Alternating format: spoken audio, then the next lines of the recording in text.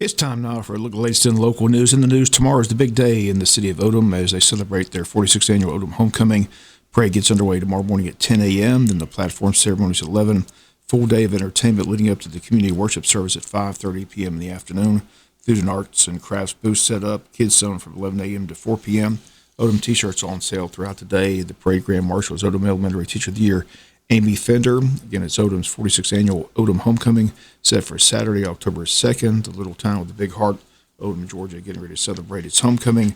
Everyone is invited. Again, it's set for tomorrow, October 2nd, first Saturday in October, and the parade gets underway tomorrow morning at 10 a.m.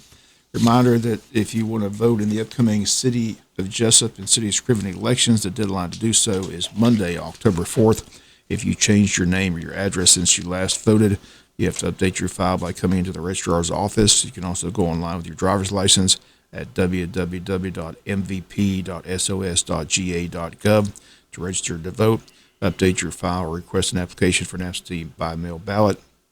Please note the following important changes in advanced voting location.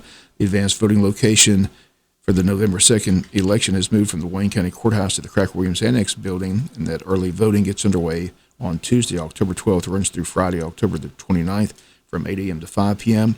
Advanced voting also will be held on Saturday, October 16th and Saturday, October 23rd from 9 a.m. to 4 p.m.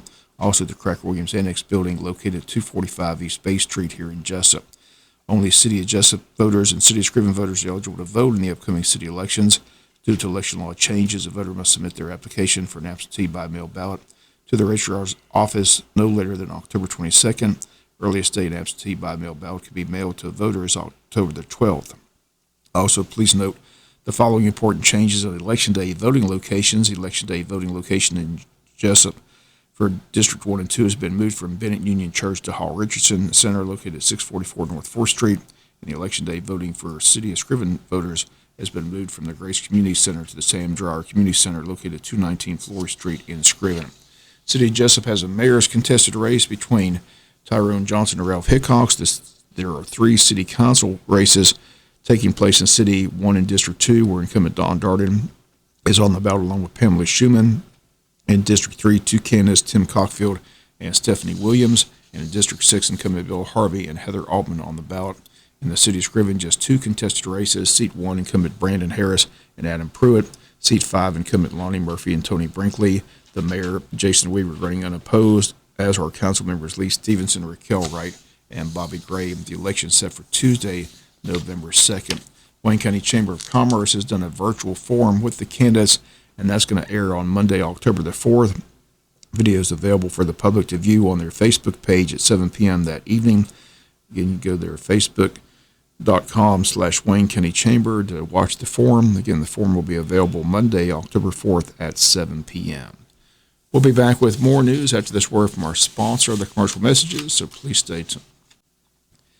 County Commissioners set to meet on Monday, October 4th. They're going to meet in Courtroom C. Again, on the agenda, under presentations and announcement, Nick Harris on the agenda.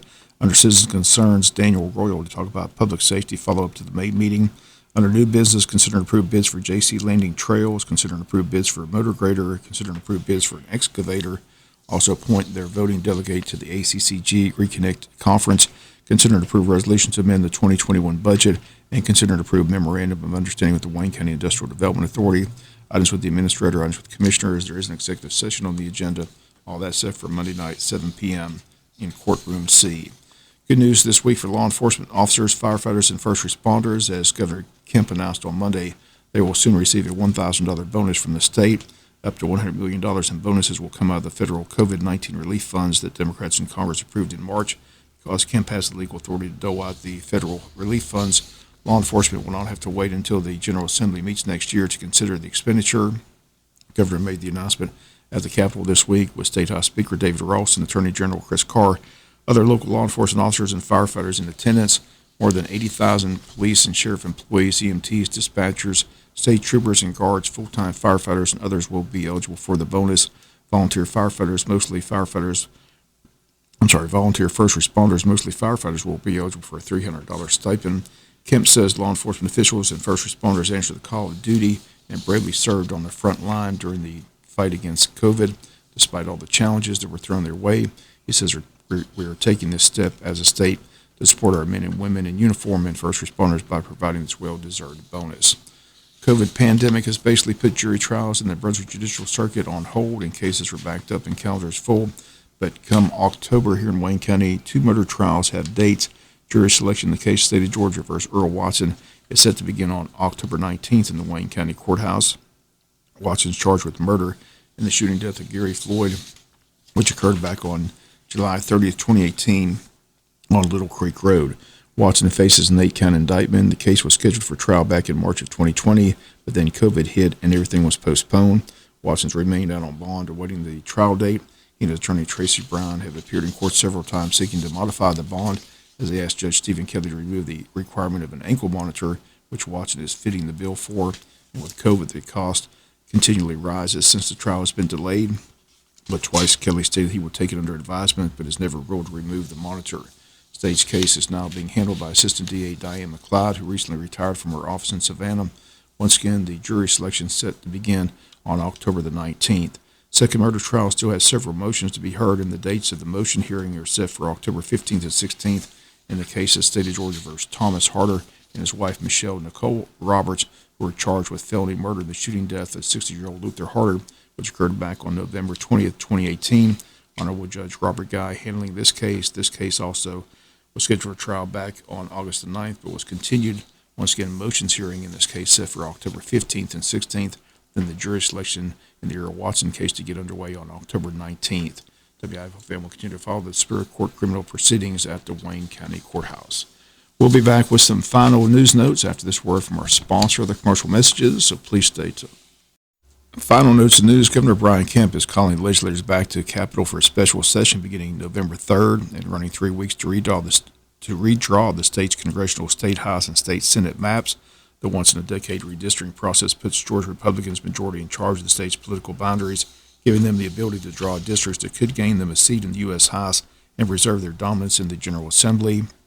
Redistricting is required every 10 years to ensure that each legislative district has the same population after the most recent census. Georgia has gained about 1 million people since 2010, primarily in areas surrounding cities, while rural counties' population continues to diminish. Republicans hold 8 of the 14 seats in the U.S. House, a 57% majority in the 180-seat state House, and a 61% advantage in the 56-seat state Senate. The new maps will be used by voters across the state in next year's elections. The dates for the 22nd Annual Lean Tub Memorial Rodeo are set. It's Friday, Saturday, October 8th and 9th, with performances nightly at 8 p.m., gospel singing at 6:30, Cowboy Church at 7:30. Takes place at the TNT Arena in Hortense Road in Scriven, Georgia.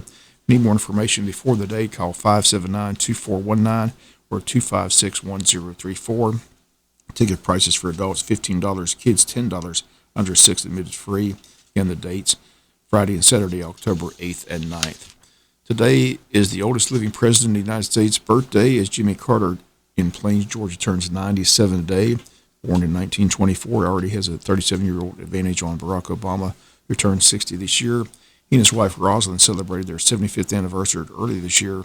They are the longest married presidential couple in U.S. history, followed by George and Barbara Bush, who were married for 73 years until Barbara's death in 2018. Carters are planning a private birthday celebration for Jimmy Carter today at their home in Plains, Georgia. Again, Jimmy Carter, 97 years old today. That's going to do it for the latest in local news. Sports comes your way in a few minutes. Bob Morgan, have a great day.